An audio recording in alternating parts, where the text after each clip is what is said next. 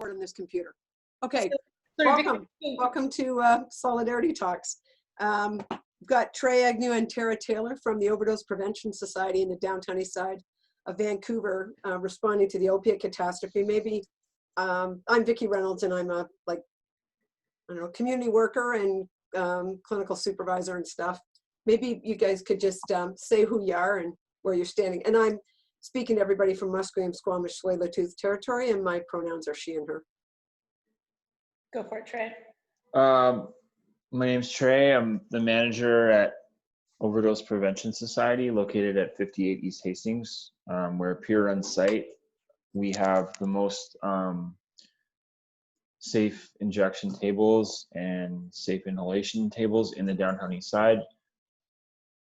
24 in total, 12 injection booths and 12 inhalation booths. We're a peer-run site, so we create jobs for downtown east side community members who are grappling with maybe substance use disorder. And we create a safe hustle for them. They can come in and they can work with us for $10 honorarium, which is the highest it can go before it's declared legal, work. And it's a safe hustle, so they don't have to do the dangerous hustles, which are,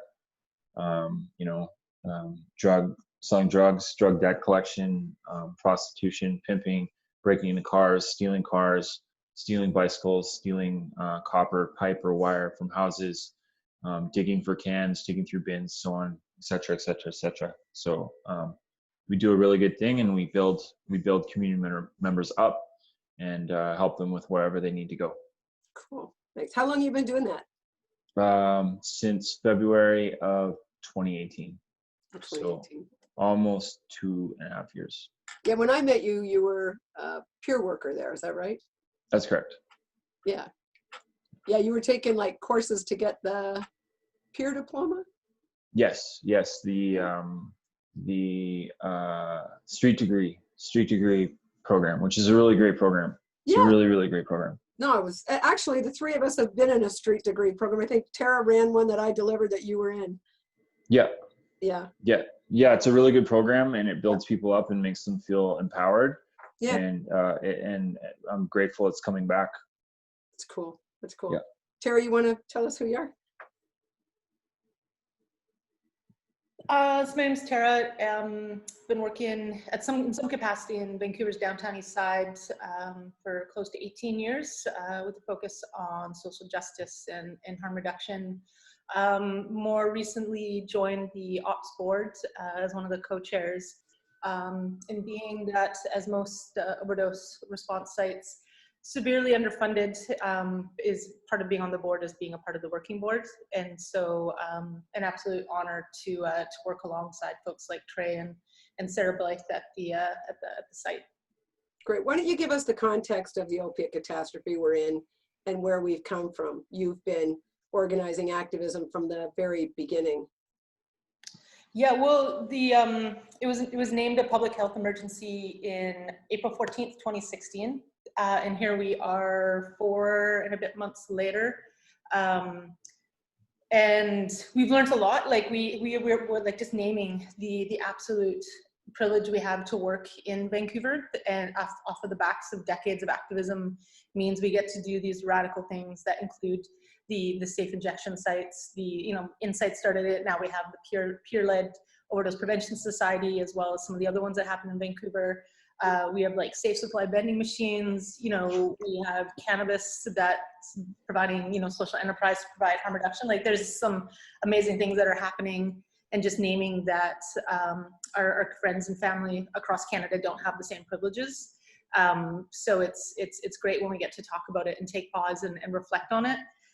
Trey's one of the folks from the site that, probably similar to Sarah, receives tons of calls a week ongoing, being like, how do we do this, or what's the response to this? And because we are funded by our health authority, we're able to do a lot of knowledge share with that. So here we are 4 years and a bit later, and we're seeing numbers unlike we've seen before, tied to the fact that we're living in a second crisis. So here we are existing and two will deal with health crises, which has never happened, as far as I know, in BC or Canada, as far as I know. But we're like kind of learning day to day how to respond. So how do we know how do we do what we learned over the last 4 years in the context of keeping it safe within COVID, being that, as we know, every hour, every day, it seems that there's something new that we're learning as everyone around the world's looking and learning to figure out what they know about COVID. We're just trying to exist in the way that's safe as possible, right? What does harm reduction look like in the face of COVID is something that we're still figuring out. And the other thing is that, was it May as a month we had the most deaths in the whole history of this catastrophe? Yeah. And even just, what was it, last Friday, Trey, or the Friday before, that we saw more overdoses in a day than we have ever seen before? Like, the overdose epidemic is not going away. We're still death by bad drug policy. We know the answer to it. And right now we used to be, shoveling water, as we've heard Vikki use that language. I feel we're close to drowning in it. There's too much water to continue to shovel as the borders close, as the supply is more toxic. Like everything that's happening to it it's on top of each other, and our Band-Aid response, which is, overdose sites, is not enough to keep people safe, especially when people are being asked to stay at home or social distance. Yeah, even crystal meth is $20 a point right now. That used to be the affordable drug. Mm-hmm. Mm-hmm. So so in terms of I think that's why it's so important to have this conversation at this moment, this intersection, right, between COVID hitting the opiate catastrophe, which has never been okay. And I appreciate you laying out, Vancouver and British Columbia have a history of a culture of harm reduction, like you said, based on decades of activism and stuff. So we've even got a foot up from other places, and it's this devastating. It's amazing. Trey, I'm just wondering, how did you get involved? Give us a little bit of the history of how you ended up being a manager at one of the most innovative overdose prevention sites, probably in the world. Good question. When did you meet Sarah? When did you meet Tara? How'd you get into this? I don't know. I think I met Sarah Blythe when I was using. I have a history of substance use disorder within the downtown east side. Sarah was managing the New Fountain Shelter when it was across from the Bourbon Hotel on Cordova Street by the Stanley Hotel. Mm-hmm. And I think I must have just missed Sarah Blythe when she left there to go work at Tellier Towers. Mm-hmm. I was a resident in actively using street drugs in New Fountain Shelter for an entire year. So I'm pretty sure I met Sarah there, but I don't remember. Everything is a little hazy. How did you get connected to the overdose prevention site? Were you there at the beginning? No. So I was actively using in the downtown east side for a super long time, years, and I ended up getting clean. I found a way out. It's 12-step recovery, and I'm not promoting them. I'm just telling my truth. That's just how I did it. Mm-hmm. I'm not giving them promotion or anything. And I did that over on the island, and then I came back to Vancouver because Vancouver's my hometown. It's where I grew up, and I always found myself in the downtown east side. I was told through 12-step recovery to avoid people, places, and things, but I would kind of always end up in the downtown east side. It's just where I feel most comfortable. So I had to learn pretty quick how to zig instead of zag, or zag instead of zig. If I'm going to be in the downtown east side, I got to be doing something other than drugs, because I can't do drugs anymore. And that ended up being helping people. The dream was to work for Portland Hotel Society, but they wouldn't take me. And I ran into Ronnie Greek. He was the former manager of OPS. He saw me on the street and hired me immediately as a peer, just because of my experience. So I started out working as a peer with ops for the $10 hour honorarium. It's not about money for me. It's never been about money. Mhm. Like I was on disability at the time, receiving disability income. So, I had my rent and food paid for. And I just really love this work, and I do it for free. Yeah. and yeah, I just ended up being a peer, and then through eventually learning and just spending a lot of time here, I worked up to RPIC, which is responsible person in charge, and then supervisor, and then I was coached into an assistant manager position. And then when Ronnie Greek, the previous manager, left, Mhm. that opened it up. And I was pretty scared about taking on a manager role, just because working towards, for me, my journey, working towards becoming a social, a productive member of society again. Mhm. It's pretty scary stepping away from disability income and taking a check, Mhm. a biweekly check. Sarah Blythe, executive director of ops and manager, she's been here since the beginning. This is her thing, and she coached me into it, and helped me come up with a plan for success Yeah. to do that. Yeah. It's cool. So I mean, I alternatively, I've never had this kind of job ever. I never ever thought I would be a manager, but it's Yeah. really nice to have that on my resume. So if I ever do step away from this, I can move Yeah. towards something else that's productive. And that's what ops is all about, is building people up, Cool. Thanks. building up drug users. Yeah. I'm just thinking about the language of peers, and how Yep. much of this work actually goes forward on the backs of peers. Tara, do you want to say something about that? Because I know you have done a lot of work trying to, quote, make space for peers, at the same time problematizing the term and also getting the real voices of the real community running the place. Yeah, I think, again, it's one of the things that I love about the Overdose Prevention Society is it's the first time that I've been witness to walking the walk and talking the talk, in the sense of you're gonna have somebody who's living in the alley behind ops wake up and decide they want to work and come in, and we'll find them work. Yet we have artists who just need to make $20 that day, and so we'll find a way to get them that $20. Every barrier is removed. Today, actually, Trey said something pretty cool at the, we have a staff meeting / just check-in, and we're not low barrier, we're no barrier. And that's that's not easy. And the only way you can do that is to empower the voices of the community and the peers that are working there. I can't come in and just say no barrier. How am I going to de-escalate some things, or even see something before it happens, even with some of my years experience. But you have folks who are working there and part of the family and community there. That's why it runs so successfully. I struggle with the word peer, Yeah.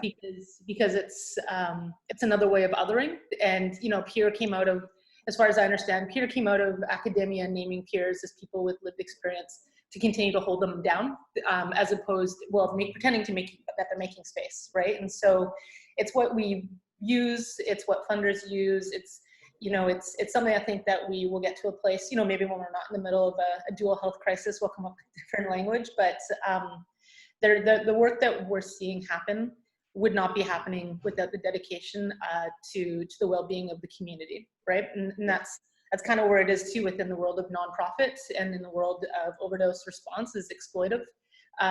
We know that we're all here working, not all, majority of us are here working for those reasons in which we care about the mission, we want the outcome, and so we'll do whatever it takes, aka the overtime that you never put in, the phone that you never turn off, all those kind of things. And I have the privilege of having a home, having a place to go to that even though I'm busy, I still get to take that pause. Whereas a lot of the folks that work in the work that we would name as peers, they don't have that pause, right? They go to either the tent that they're living in, or they go to the SRO that they're living in, their supported housing, and what they're seeing happen at work, or what they're seeing they're doing, is happening at home for them as well. So, just it's again more of the unpaid work. Yeah. And I also think about the language of peers being not professional. It's to deprofessionalize the expertise. But if we really think about how all the real research has gone on in responding to this opiate catastrophe, it's all been on the back of drug users and community members we're calling peers, right? Who have figured out how to do stuff. So it's really problematic. And like you said, it's also really important that you fight to get funding for peer workers while we're in this, right? Mm-hmm. And I was just interested in what you're saying about if we're not low barrier, if we're not low barrier, No barrier. Yeah. No barrier. we're not no barrier. So like Trey was saying, a lot of, not some of the other sites, their response sometimes is to ban or bar people or give them a break for some time, or certain behaviors are not allowed. Whereas at ops, it doesn't exist. Again, there's no barrier. It's we figured out. We have a couple folks that are I would call a bit of a tornado, and so we just kind of try to direct that somewhere else, and they still get to use safely in front of someone, but like we don't turn them away. Right. Folks like Trey and the folks doing the front line. Mm-hmm. Yeah.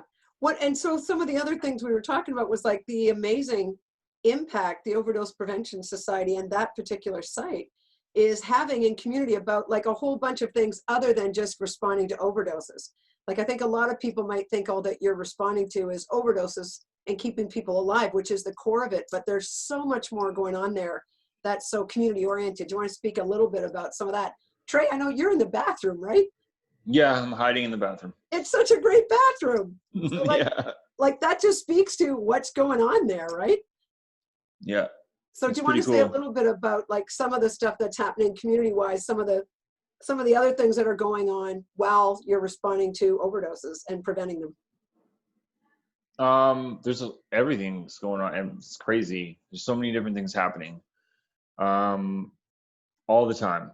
There's graffiti stuff happening. There's multiple different artists that are hanging out at ops. I mean, it's an injection site, but it's also more like a clubhouse.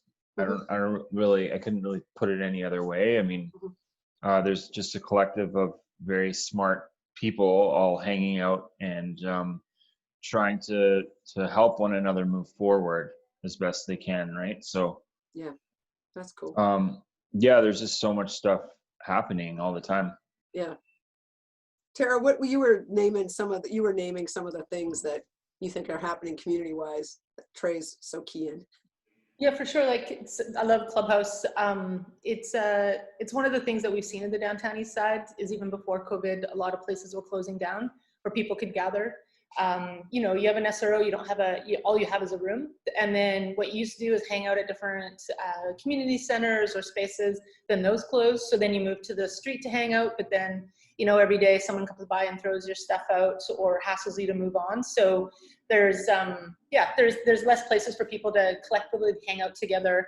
And so ops has definitely turned into a bit of a clubhouse, and there's some pretty amazing art down in there. But being that, again, we're in a dual health crisis, what happened for a few months is the downtown east side shut down. Like services had to shut down. People didn't know what to do. No one knew what was happening. So all the different places people were accessing food closed down, places where people could have showers, use washrooms, just the basics had to shut down because there wasn't a plan. We didn't know how to respond to the pandemic. And so between the health authority, some fundraising, the city of Vancouver, because ops stayed open, they just started funneling some funds through us so that the peers working at ops and the community working at ops could start doing the response. So everything from cleaning, like the city had to stop showing up to do cleaning. So we had people, if they were living on that street, they got to get paid to help keep things clean. So that makes sense, kind of just keeping yourselves tidies. We now run one of 3 washroom washroom programs. So there's one at Wish, there's one with Rain City up at Kingsway. So all the washrooms shut down. People, unfortunately, we lost too many people. One is too many, but we lost more than one. People dying in porta potties because they didn't have a place to use a washroom or inject, and that's absolutely unacceptable. And so now we run like a washroom site. We're doing safe supply navigating. So, you know, who better to figure out how to navigate what is an accessible safe supply program than peers who've been doing it. So we have that. And then on top of that, we have some people who are coordinating that. So similar to what Trey was talking, as peers spend more time doing programming, that we're able to give them more and more responsibility for those who are looking for it. So we have some peer coordinators that are overseeing some of those programs. And then Trey's being a bit modest around just summer graffiti. Trey was a part of getting an entire parking lot covered in beautiful art from around artists from around Canada, as well as a part of a mural festival. So in behind ops is just a lot of, it's where a lot of people spend their time, it's where they live, it's where they inject. And it was nasty. It was called Piss Alley for a reason. And then Trey worked closely with some funders and some folks, and was able to pay artists, pay them well to make those walls beautiful, making it a better place to hang out. So yeah, those are some of the things that are happening outside of just responding to overdoses. Yeah, I mean, there's so much more too, right? Like I've like yesterday, like just day-to-day operations. Like yesterday, I intervened on a friend who uses the site who is suicidal. So I mean, like I took him aside and listened to him, and you know, didn't call a car 87. He just wanted someone to listen to him, and he didn't want to be hospitalized. He was sick of being hospitalized. You know, and I took him for lunch, and that's like one of the most important things you can do for someone is just make sure that they understand self-care and the value of eating 3 meals a day. You know, he couldn't afford that, so I gave him $20 and took him to Carnegie and helped him out and just listened, right? Like, I'm not like just a manager. Sometimes I'm a therapist. Sometimes I run like the art gallery in the front there. Sometimes I help give artists promotion through social media because they don't have the ability to do that because they're homeless or not very tech savvy. I also intervened on someone the day before on Saturday who just had 16 months clean in recovery, and it had relapsed and ended up on the downtown east side. He knew that I was in recovery. He asked me for help. So I got him to call his mom and drove him to a SkyTrain station outside the city and made sure he got back to Langley. So there's a lot of different things that happen down here that we do for people outside of just like community programs. A lot of one-on-one action happens that we don't take credit for that goes on behind the scenes, right? So yeah, I'm thinking about how communities have always cared for each other, and there's been new revived conversations with people about what defunding the cops would look like. What would defund the police mean? And it would mean more resources like this for you to do those kind of actions instead of, you know, responding with an officer with a gun to someone who doesn't want to be locked up. I'm just thinking about some of the like innovative ways that you guys are doing, like community care, the things that you do to keep the community safe. I also know it's not just the people who are drug users, it's also their families, and just like some of the other ways that you've reached out and provided care. I'm wondering if there's more you want to say about that. Oh my God. Great. I'd just say just quickly on that is like, you have no idea how many families reach out to me through social media and Messenger. Like I have a bulletin board in my head of missing people that I'm always looking for, to tell their family member that they're okay, right? The reality of it is that I understand it firsthand, is that I came to the downtown east side because I wanted to disappear. Yeah. A lot of times people come down here because they don't want to be found.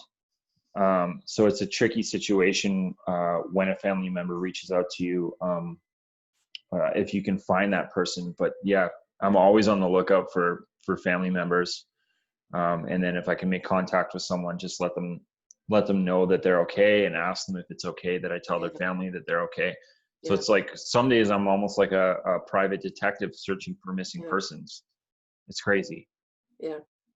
I'm thinking too about like Moms Stop the Harm, like great activist group of mostly mothers, but also caregivers and family members whose children have died in this opiate catastrophe. And I know they have huge respect for ops and the work that you're doing. Do you want to say anything about your connections with them? Yeah, they're awesome. I love Moms Stop the Harm. They're really great advocates, and they're a lot of really caring individuals who all have different backgrounds and are always willing to lend a hand and give us whatever we need support-wise. Yeah, Moms Stop the Harm are great.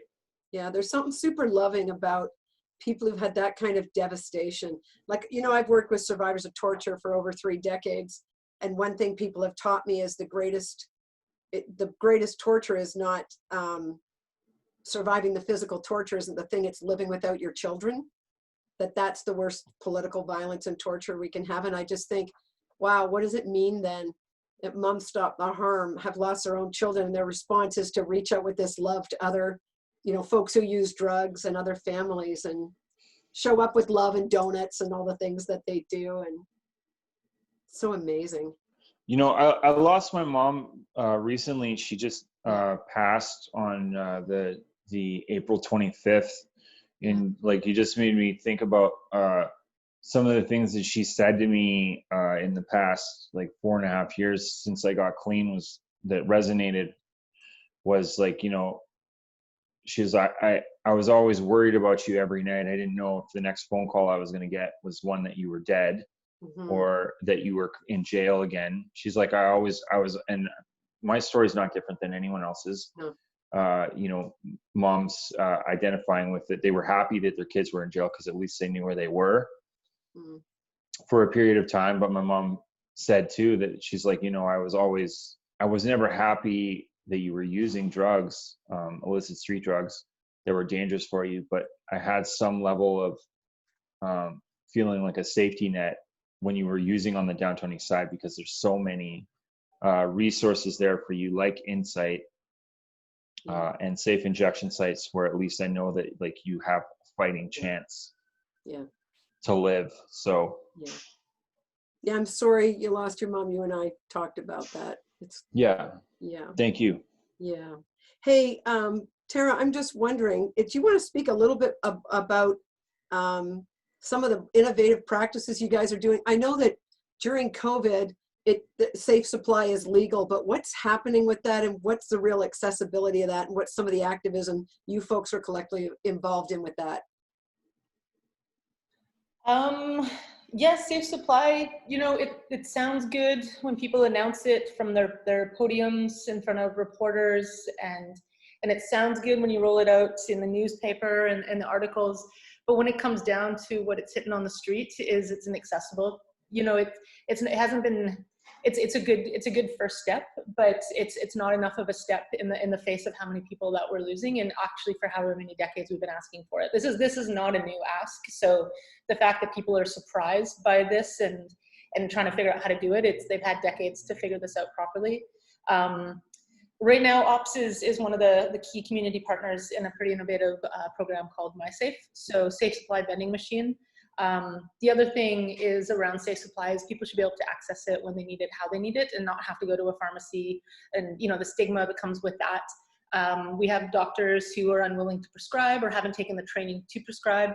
And some of them, you know, some of them are amazing, and others lack the empathy of what it is to be someone living with substance use addiction or disorder, and needing it, and not needing access to it.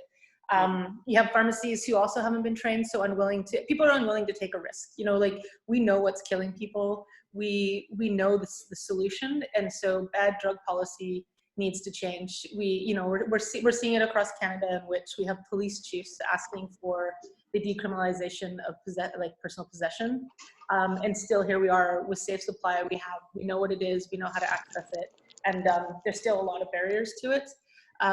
So that's just one of the things that the OPS has been able to jump on, is Dr. Mark Tyndall was able to secure a machine. The machine went in beside OPS. And now starting in the next week or so, we're gonna be rolling out 5 more of those machines across Canada. So Atira is jumping on. Thank you, Atira. We have Solid in Victoria jumping on. And then we have a place in Halifax and a place, I think it's Toronto. Yeah, and then just trying to find more communities that are able to take it on. So that's one of the innovations of Safe Supply, in the sense that how do we make it accessible is you just give it to people. Yeah. So can you say a little bit about MySafe for people who might not know what this means? Yeah, good points. So MySafe is basically a vending machine that uses biometrics. By that I mean it scans your path, your like palm of your hand, because it needs to have 10,000 points that make it just yours, and then your dose gets dispensed to you. So ideally, it's a place that has 24-hour day access, so you can pick it up whenever you want it or need it. You know, and we've been running a pilot out of Beside Ops since December 2019.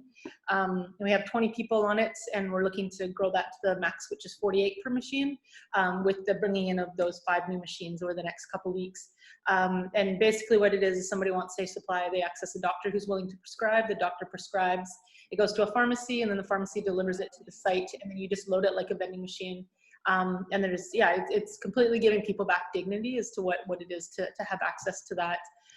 You know, we have folks who now have connection with family because they've been able to stabilize, because they're able to get clean supply, safe supply. You have people who used to not be able to keep their construction job because they'd have to leave 2 or 3 times a day to go to the pharmacy or find something, who now can just pick up in the morning, and then, you know, they're good to work for the day. You have people who weren't able to keep housing because, you know, they just like what they brought into their home when they were trying to do what they needed to do to be able to access what they needed to not be sick. Now they have access to the food supply, so they're good with that. You have people like the reduction of, they're not using as much street substance. We know street supply is not safe, so you have folks that are using less. So each time someone uses something from MySafe is one less overdose that could potentially happen. You know, one of the things is like the naysayers are like, what about diversion? Or what happens if someone gets that and they give it to somebody else or they sell it? Who gives? Right? Who gives it, I guess? And so somebody has Safe Supply. It's like the fact that we need to regulate that only certain people get Safe Supply speaks to the volumes to the broken system in which we're trying to navigate. So. Mm-hmm. Sorry, I mean, yeah, just a response like, oh my God, what would happen if they passed something we knew was a safe supply to someone else? Right? Wow. Like maybe that person wouldn't overdose and die. That's what would happen. Yeah. It's one of the, because we try to do check-in, well, we do check-ins, but we also try to do like not mandatory, but voluntary, you know, evaluation of the program. And one of the questions we have on there is, have you sold it? Have you given it away? You know, and we do have some people who admit to the fact that they give it to their dope sick friend, or they hold on to it because they know a friend's trying to detox to get into treatment. Like community, again, taking care of community. Us thinking that we know the answers as to how someone needs to use substances is not the answer. Sweet. What I'm thinking about is what you've both like been saying around the idea that, you know, COVID, we you know, we're doing everything we can to have people not die of it, but more people have died of overdoses than COVID in British Columbia. But we know exactly how to do something about these overdose deaths. It's not a poisoning. It's just it's just bad drug policy. We just need to change bad drug policy and get people a safe substance, and no one has to die. And when I explain like this work, because, you know, I've been part of the OPS going down in the Monday meetings and trying to do some care of the team, I guess, around burnout and stuff like that. The thing that's so hard to explain to people is it's everybody's worried about the quote trauma, the vicarious trauma of doing CPR or responding to an overdose. That's not the thing that's breaking people's hearts. It's the idea that no one needs to die. These are absolutely deaths because as a society, we've decided this behavior is immoral. We're not going to let you do it and you can die for it. And so you can't kind of hold that kind of tragedy. So I just wonder if the both of you could just, you've both been in this long haul, you know, and like you said, long before this overdose catastrophe, like you've always been responding to overdose. I remember in our conversation with Zoe Dodd, one of the things she had said in her lovely rant was, I have always dealt with overdoses in my life, but nothing like this carnage, right? And I'm wondering, like, how are you staying alive in the work? How are you resisting burnout? What is it that keeps you, how do you keep on doing this in the face of knowing these are political deaths? You know, just what is it that keeps you in there? Trey, do you want to start or you want Tara? Sure. Yeah, I don't know. Using community resources is a good one. Like Vancouver Coastal Health has a really good program called the Overdose Outreach Team. Mhm. So I mean, like I use them to like my full advantage. You know, something that really helps me is having a counselor that was provided to me on like a sliding scale of my income. Mhm. So I got my counselor through the Overdose Outreach Team um, based on my disability income, which is $11,000 a year. So I get basically it's $11 a session for like a top-notch counselor. Yeah. That really helped me a lot as a counselor and therapy. That's affordable. It's Yep. like super affordable, and it's totally worth it for me. And then like you know, the things that I've learned in recovery, like self-care, that I try to encourage other people to do, because then I get to keep it for myself when I share it with someone else. It reiterates it for me in my brain.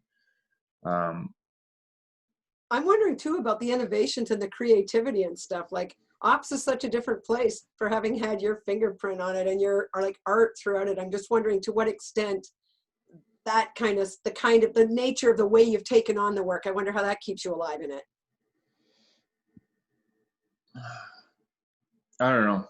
Good question. I don't know. Yeah. I don't know. So sometimes the bare minimum I can do is just eat 3 meals a day at Carnegie, and then try to get 7 hours sleep.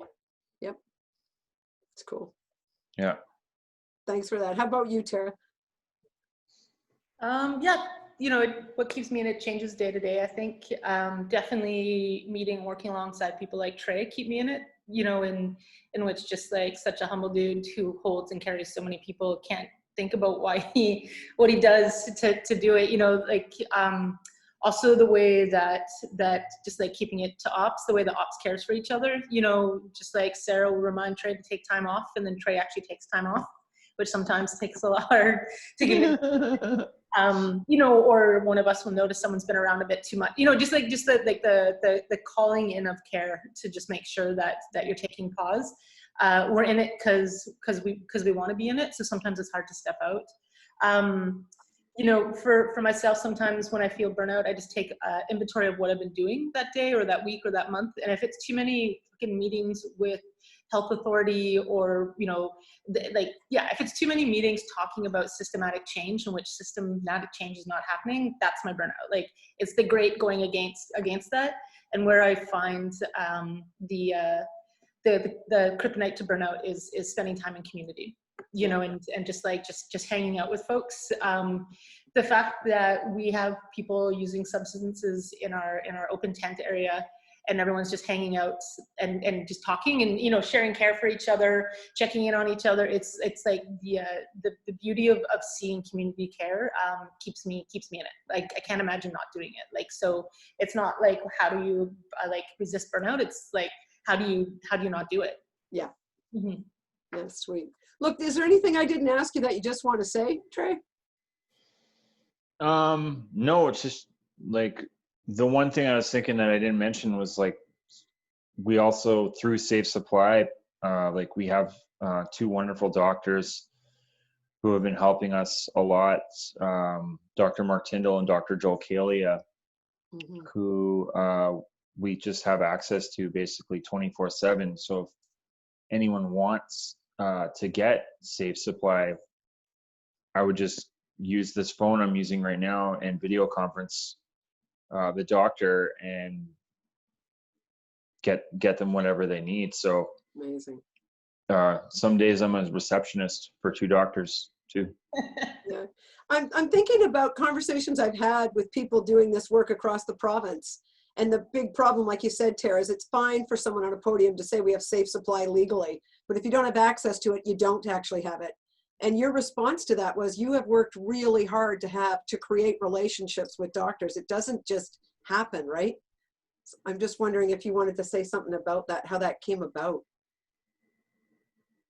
Myself or Yeah. Trey? Like Trey's the one that's on the front lines making the calls with the doctors. I just get invited to the boring Zoom calls. But And we love you. We love you for doing it, Tara. That's cool. How about for you, Tara? Anything we haven't mentioned that's just buzzing around your brain you just want to name? Yeah, I guess like too, you know, just we've talked a bit about some of the numbers and just how many people we're losing and how many overdoses.